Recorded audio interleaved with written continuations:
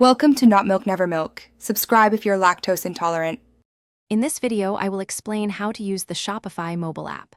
First, download the free Shopify app from your device's app store, available for both iOS and Android. Once installed, simply log in with your existing Shopify store credentials. The app provides a comprehensive dashboard, giving you an immediate overview of your store's performance, including sales, orders, and visitor data, all at your fingertips. It's designed for convenience and efficiency.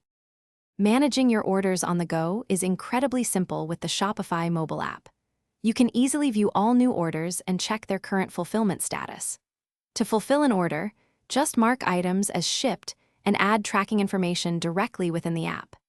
If needed, you can also process refunds or cancel orders with just a few taps, ensuring your customers receive prompt service and accurate updates, no matter where you are.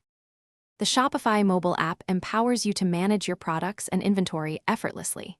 You can add new products by uploading photos, writing descriptions, and setting pricing directly from your device.